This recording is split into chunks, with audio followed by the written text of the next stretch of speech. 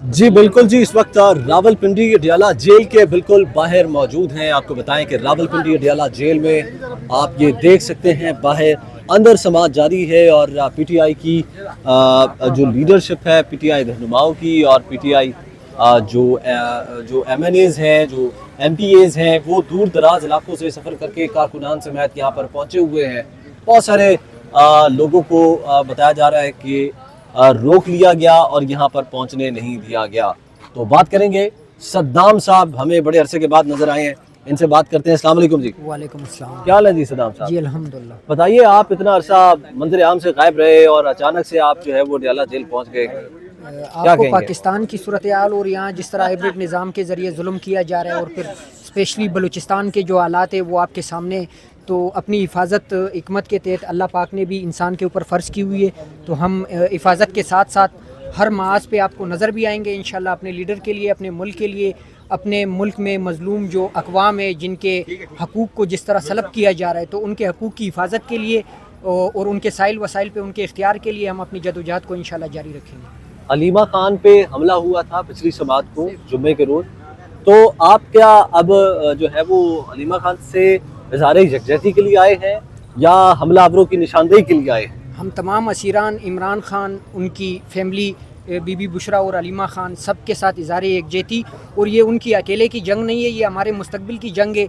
और इस मुल्क में जिस गलीज़ रवैये को जिस तरह पहले भी आपने देखा है, बेनज़ीर शहीद की तस्वीरों को जिस तरह इन्होंने मंजर आम पे उछाला था और बाकी इस तरह के इंसिडेंट मौजूद है, तो इस तरह के वाक़यात तो ये इनके बौखलाहट की जो ये शिकार हो चुके हैं, ये वो दिखा रहे हैं हमें। तो इस तरह के हथकंडों से इंशाल्लाह हम नाकाम नहीं होंगे। हमारे ऊपर फायरिंग भी हुई है, शेलिंग भी हुई है, FIRs का सामना भी कर रहे हैं। तो अंडे तो बहुत छोटी चीज़ है, लेकिन गलीज़ हरकत है कि इस तरह की हरकत आप इस मुल्क को और यूथ को किस तरफ ले जाना चाहते हैं। पाकिस्तान तहरीक इंसाफ इस मुल्क में सबसे पॉपुलर जमात है और इस मुल्क की यूथ जो है वो इमरान खान के साथ है। 60 से 65% आबादी आपकी यूथ पे मुश्तमिल है। अगर यूथ को सिर्फ एक इशारा दिया जाए तो शायद ये अपने घरों से ना निकल पाएँ, लेकिन इमरान खान ने और पाकिस्तान तहरीक इंसाफ ने हमेशा अपने वर्कर्स को डिसिप्लिन में रहने का और इखलाक के तहत सियासत करने का और एक आइन और रूल अफला के दरमियान जो सियासी मुजाहिमत होती है वो तरीका अपनाने का कहा है, और हम आगे भी वही तरीका अपनाएंगे। इनके गलीज़ हरकतों से हम पीछे नहीं हटेंगे। आप बड़ा अरसा मैंने सवाल किया कि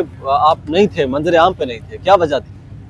मुझे थ्रेट्स जिस तरह मुराद सईद का बताया गया, जिस तरह हमारे मुल्क में कोई हकीकी बात करे, इमरान खान आज जेल में क्यों है, उनके ऊपर फायरिंग क्यों की गई, तो हकाइक बयान करने की वजह से इस मुल्क में आपको ज़िंदगी गुजारने में काफ़ी मुश्किलात का सामना करना पड़ता है। तो हम उस मुश्किलात का सामना भी कर रहे हैं और इंशाल्लाह अपनी जदोजहद को जारी रखेंगे। हम न किसी थ्रेट से डरेंगे, न किसी ATC के मुकदमात से डरेंगे, न किसी फायरिंग से डरेंगे। हम इमरान खान के कारकुन हैं, हम इय्याक नअबुदु व इय्याक नस्तईन पे बिलीव रखते हैं और इंशाल्लाह अपनी जदोजहद जारी रखेंगे। राम साहब, हम देखते हैं कि हर पेशी के ऊपर जो मरकज़ी लीडरशिप है उसका फुकदान महसूस होता है। यहाँ पर वो उस तरीके से अपनी मौजूदगी यहाँ पर ज़ाहिर नहीं करते हैं, तो क्यों पार्लियामेंटेरियंस क्यों नहीं पहुँचते हैं हर पेशी के ऊपर?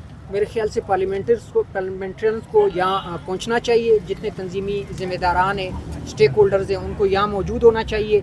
लेकिन आज के दिन के हवाले से मैं आपको बताना चाहता हूँ कि आपको पता है बलूचिस्तान में इस वक्त मुकम्मल एहतिजाज है। बलूचिस्तान की लीडरशिप वहाँ एहतिजाज में मसरूफ़ है। आज KP में भी मुख्तलिफ़ इलाकों में मुज़ाहिरों का ऐलान किया गया है, तो जाहिर सी बात है वहाँ भी हमारी लीडरशिप मसरूफ़ होगी। लेकिन जो कोताहियाँ हैं, जो कमियाँ हैं, हम इल्तिजा करते हैं, अर्ज़ करते हैं कि ये हमारी ज़ाती जंग नहीं है, हमारे मुस्तकबिल की जंग है। इसमें हम सबको अपने हिस्से की कुर्बानी देनी चाहिए। अगर हम अपनी कुर्बानी नहीं दे सकते तो कम से कम हम जिस डिजिग्नेशन के साथ जुड़े हुए हैं, जिस ओहदे को हमने संभाला हुआ है, जिस मनसब को हमने संभाला हुआ है, तो इस कौम के वसी तर मफाद में अगर आप आगे नहीं बढ़ सकते तो कम से कम अपने मनसब को छोड़ दे, चाहे वो सदाम हो या कोई भी हो। राम साहब, आपका चूँकि ताल्लुक बलूचिस्तान से है, तो वहाँ पर क्या सिक्योरिटी पॉइंट ऑफ व्यू से क्या सूरत हाल है? कानून नाफिज करने वाले इदारों की क्या प्रोग्रेस है? वहाँ गवर्नमेंट की रिट मुकम्मल तौर पे ख़त्म हो चुकी है।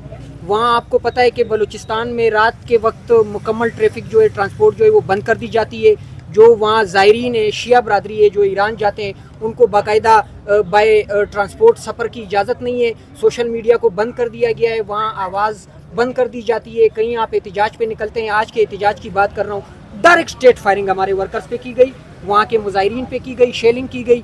यानी वहाँ मुकम्मल हाइब्रिड निज़ाम से भी बढ़ के अगर कोई जालिमाना सोच है وہاں وہ مسلط کر دی گئی ہے. لیکن بلوچستان کی عوام نے، بلوچستان کے سیاسی کارکنان نے ہمیشہ سیاسی مزاحمت کر کے یہ ثابت کیا ہے کہ ہم کسی ظالم کے ظلم سے، ہم کسی جابر کے جبر سے ہم پیچھے نہیں ہٹیں گے. ہم اپنے ملک کے لیے، اپنے صوبے کے لیے اسی طرح جدوجہد جاری رکھیں گے اور انشاءاللہ ہم ان ظالموں کو شکست دے کر دکھائیں گے. اور قاسم خان سوری نے کل ایک ٹویٹ کیا تھا، اس میں انہوں نے ایک فوٹو دکھائی تھی کہ وہاں سے جو ایرانی تیل اسمگل کیا جاتا ہے، انہوں نے کہا کہ تمام چیزیں اسمگلنگ کی اس طریقے سے جاری ہیں، لیکن کچھ روڈ بند کیے گئے اور عام عوام کے لیے جو ہے وہ وہاں پر قانون نافذ کرنے والے ادارے میسر نہیں ہیں. تو گراؤنڈ کی کیا صورتحال ہے، ریئلٹی کیا ہے؟ دیکھیں وہاں جو بارڈر ایریا ہے، چاہے وہ افغانستان بارڈر ایریا ہو یا ایران کا بارڈر ایریا ہو، مکمل طور پہ ان کے چارج میں، ان کے پاس ہے. لیکن ان کے چارج میں ہونے کے باوجود یہ پھر یہ شوشہ چھوڑتے ہیں کہ یہ اسمگلنگ ہو رہی ہے. اسمگلنگ یہی کرواتے ہیں، جہاں ان کو ضرورت ہوتی ہے ان کے لوگ اسمگلنگ کرتے ہیں، وہاں نہ رات کو روٹ بند کر دیا جاتا ہے، نہ دن کو ان کے لیے کوئی مسئلہ ہوتا ہے، نہ کسی کسٹم آفیسر نے ان کو روکنا ہوتا ہے. کیونکہ آپ کو پتہ ہے اس ملک میں جو بلا، جو ظالم سوچ ہمارے اوپر مسلط ہے، وہ اس ملک کو کس طرف لے کے جا رہی ہے وہ تو ہمارے سامنے ہے. باقی جو گراؤنڈ کی صورتحال ہے، گراؤنڈ پر گورنمنٹ مکمل طور اپنی پالیسی کی وجہ سے، اپنے غلط کنڈوں کی وجہ سے مکمل طور پہ ختم ہو چکی ہے. وہاں ریٹ اس وقت گورنمنٹ کی موجود نہیں ہے، اس وجہ سے موجود نہیں ہے کیونکہ وہ اعتماد کھو چکی ہے. وہاں کوئی استحکام نہیں ہے. جو اس وقت اسمبلی میں بیٹھے ہوئے لوگ ہیں وہ تمام فارم 47 پہ، جس طرح پاکستان کے مختلف حصوں میں جس طرح پنڈی کے کمشنر نے بتایا تھا کہ ہم نے لاکھ کے لیڈ کو شکست میں تبدیل کیا، وہاں بھی یہی سب کچھ کیا گیا ہے. میں آپ کو وہاں کے وزیر اعلیٰ کی مثال دیتا ہوں، سرفراز کی. سرفراز نگراں سیٹ اپ میں وزیر داخلہ بھی تھے، اس سے پہلے سینیٹر بھی تھے، اب وہ وزیر اعلیٰ بھی بن گئے. یہ میرے قومی اسمبلی کے حلقے میں آتے ہیں، انہیں 253 میں ڈسٹرکٹ ڈیرہ بگٹی کے سیٹ سے انہوں نے الیکشن لڑا ہے. میں اللہ پاک کی قسم لے کے حاضر ناظر ہو کے یہ کہتا ہوں کہ وہ شکست کھا چکے ہیں. جب آپ ایک سی ایم کو، جو شکست خوردہ سی ایم ہے، تو وہ عوامی مسائل کو کس طرح سمجھیں گے، یا انہیں عوام کے مسائل کو حل کرنے کی کیا ضرورت ہوگی؟ کیونکہ انہیں پتہ ہے کہ میں ووٹ کے ذریعے تو آیا نہیں ہوں، میں تو کسی طاقت کے ذریعے آیا ہوں، میں تو نالے کے اس پار کے لوگوں کے کندھوں پہ آیا ہوں. تو وہ انہی کی بات مانیں گے، اور ان کی بات جنہوں نے مانی ہے، لیاقت علی خان سے لے کے آج کے دن تک، ہم نے اس میں نقصان ہی کیا ہے. ملک رول آف لا سے بنتے ہیں، ملک رول آف لا سے بڑھتے ہیں.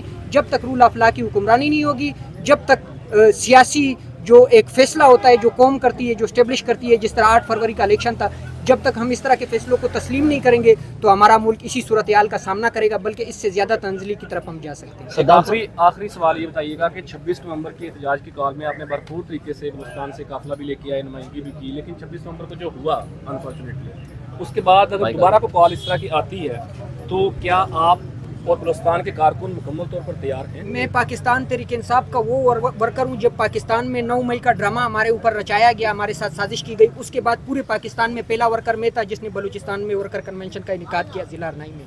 26 نومبر کے بعد بھی پہلا ورکر میں ہی ہوں جس نے پاکستان تحریک انصاف کے پلیٹ فارم سے ڈسٹرکٹ ارنائی میں پہلا ورکر کنونشن منعقد کیا. یعنی کہنے کا مقصد یہ کہ ہمیں عمران خان نے ہر مشکل حالات میں جدوجہد کرنے کا بتایا ہے. ہمیں اس نے عملاً یہ ثابت کر کے دکھایا ہے کہ کوئی بھی مشکل حالات ہو. میں ایک مثال نوجوانوں کو دینا چاہتا ہوں کہ اللہ پاک نے موت کا وقت مقرر کیا ہے، اس لیے کسی فرعون سے نہ ڈرے. فرعون جو ہے بے ادبی معاف، میں ایک غلط لفظ استعمال کر رہا ہوں، کتے کو کتا ہی سمجھنا چاہیے، اس سے ڈرنا نہیں چاہیے. صدام صاحب یہ بتائیے گا، آپ علیمہ خان پہ ہوئے انڈے والے حملے کو کیسے دیکھتے ہیں؟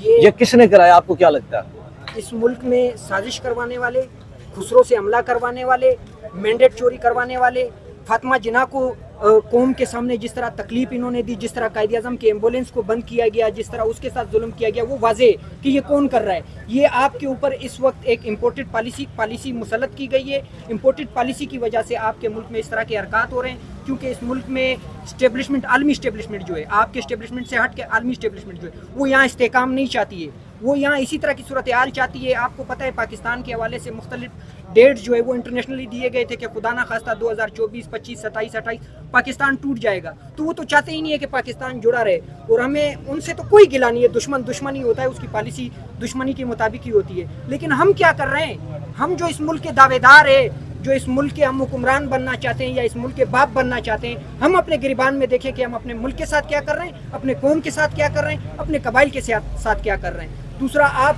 وہاں جا کے جو مائنز اینڈ منرل کے نام پہ جو انٹرنیشنلی معاہدے کر رہے ہیں، جہاں پیس نہیں ہوگی وہاں آپ کس طرح سے معدنیات کو نکال پائیں گے؟ جہاں اسٹیبلٹی نہیں ہوگی وہاں کس طرح سے آپ معدنیات کو نکال پائیں گے؟ اگر آپ معدنیات نکالنا چاہتے ہیں، ملک کو ترقی دینا چاہتے ہیں، قوم کو ترقی دینا چاہتے ہیں، بلوچستان کو ترقی دینا چاہتے ہیں، اس کے لیے سب سے پہلے پیس کی ضرورت ہے. اس کے بعد پیس کے بعد اسٹیبلٹی آپ کے پاس آنی ہے، اسٹیبلٹی کے بعد آپ کے پاس جسٹس آنی ہے. جب تک یہ 3 پلر آپ عوام کو نہیں دیں گے نا، تو تب تک آپ کوئی جو منرل ہے وہ ہمارے آپ نہیں لے جا سکتے ہیں. صدام صاحب آپ کی تقریریں بڑی جذباتی ہوتی ہیں, آپ بڑے جذباتی رہنما بھی کہا جا سکتا ہے, آپ کو ممبر بھی کہا جا سکتا ہے, آپ کو کارکن بھی کہا جا سکتا ہے پی ٹی آئی کے. بتائیے گا اگر آپ کے خان پر, آپ کے خان کی بہن پر, لائک عمران خان کی بہن پر آپ کی موجودگی میں حملہ ہوتا ہے تو آپ کا ری ایکشن کیا ہوگا؟ ہم جو بھی حملہ آور ہوگا, چاہے وہ کوئی بھی طاقتور حلقہ ہو یا کوئی بھی بے ادبی ماں خسرا ہو یا کوئی بھی ہو, ہم اس پہ اس سے زیادہ قوت کے ساتھ حملہ آور ہوں. اسلام صاحب ایکس کے اوپر آپ کی جماعت کے رہنما یا ایکٹیوسٹ دستگیر ہیں ایک دوسرے کے ساتھ, کوئی پیغام ان کے لیے؟ ان سے یہی التجا ہے کہ یہ قومی جنگ ہے, اس قومی جنگ کو ہم اپنے چھوٹے چھوٹے اختلافات کی وجہ سے نقصان پہنچا رہے ہیں. تو قوم کے وسیع تر مفاد میں آپ سب سے اپیل ہے کہ پلیز خدارہ عمران خان کے لیے, حقیقی آزادی کے لیے, اس ملک کے مسائل کے خاتمے کے لیے, رول آف لا کی حکمرانی کے لیے 2 قدم پیچھے ہٹیں. یہ باتیں ہم اپنی حقیقی آزادی حاصل کرنے کے بعد بھی کر سکتے ہیں, اپنے لیڈر کے ساتھ بیٹھ کے بھی کر سکتے ہیں اور اپنے تنظیم میں بھی بیٹھ کے کر سکتے ہیں. Thank you. بہت شکریہ جی.